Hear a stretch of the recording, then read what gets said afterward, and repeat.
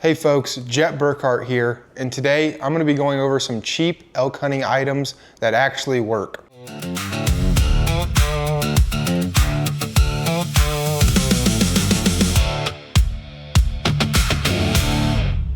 So if you're going elk hunting this fall, I'm going to go over a few items today that I would definitely recommend taking on your hunt, and they're not going to break the bank.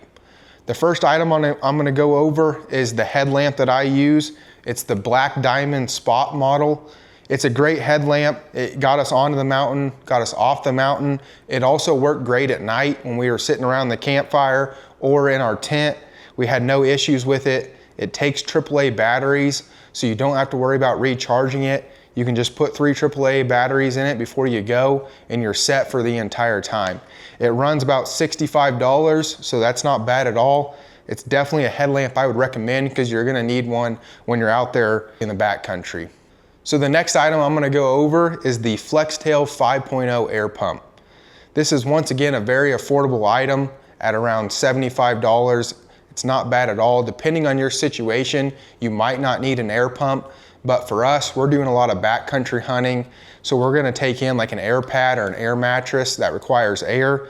So with just a couple clicks of a button, you can get this to turn on, and it also will deflate. So when you do get ready to pack up or you're done with your trip, you can deflate your item. It compresses down, packs real nicely. Also at night, when you are sitting inside your tent, you can hang this from up top. You don't have to use your headlamp the whole time. It does have 3 different light modes, so that makes it also a very neat tool, kind of a 2-for-1 type of deal. So if you do have to take an air mattress in, I would definitely recommend this Flextail 5.0 pump for just around 75 bucks. The next item I'm gonna go over is the Jetboil. So probably no matter what hunt you're doing, whether it's backpack, horseback in, whatever it is, you're probably gonna need a way to heat up water. So this Jetboil is definitely the one I would recommend. It's their zip model, I believe. And what happens is you hook the burner up to the bottom here, twist it on, and then you will need some propane tanks. Usually these are sold with the Jetboil, whether you buy them online or in store, or they're right next to it. And you screw this on, a click of a button, you can heat up your water and get it to boil. And like I said, within just a couple minutes, your water is boiled. You can dump it onto your freeze-dried meals, or if you want it in the morning for coffee, it's great for that too. And it's lightweight, packs nicely, and you don't have to worry about it weighing down your bag. So the Jetboil zip model, it runs about 100 bucks. Once again, not bad, especially because you have to have a way to heat up water if you're doing like a backcountry, backpack in style hunt. The next item I'm gonna go over is definitely a very important one.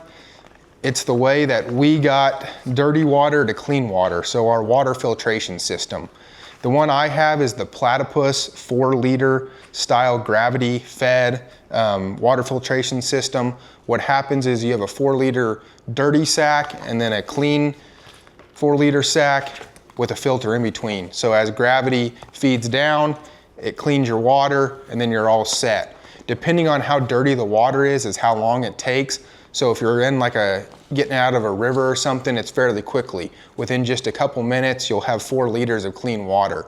If you do pull it out of a lake or something like that, it's gonna take a little longer. You're probably looking at 5 to 10 minutes, which is, once again, not a bad deal. So this is the Platypus 4-liter water filtration system. It runs about 100 bucks as well. Not bad, especially because you have to have a way to get water. So I would definitely recommend going online and picking this up. The next item I'm gonna talk about is the Graxol Backcountry boot dryers. These are not a necessity, but I love them because after a long day of walking or hiking, your boots get all sweaty, or you possibly had to go across some water or something, so they might have got a little wet. You can plug these in to like a rechargeable battery. That's one downside to these is they don't hook up. There's no batteries included. You have to plug it into like a rechargeable battery. and then essentially they just circulate air. And so if you do have a fire, you can set them by the fire. That way you're circulating hot air. But if not, they still work great. You can leave them on for the night, and by the time morning comes, you're gonna have dry boots. You're looking at about 75 bucks for these. Not bad at all. Like I said, these are the Gravityworks Backcountry boot dryers. The last item I'm gonna go over today is these trekking poles. We got the Cascade Mountain Tech aluminum ones. These are not a bad price at all. They run about 30 bucks.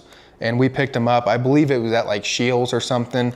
I think you can get them at Walmart, Academy Sports as well, or find them online. We didn't want to go super expensive on trekking poles because we didn't know how much we would use them.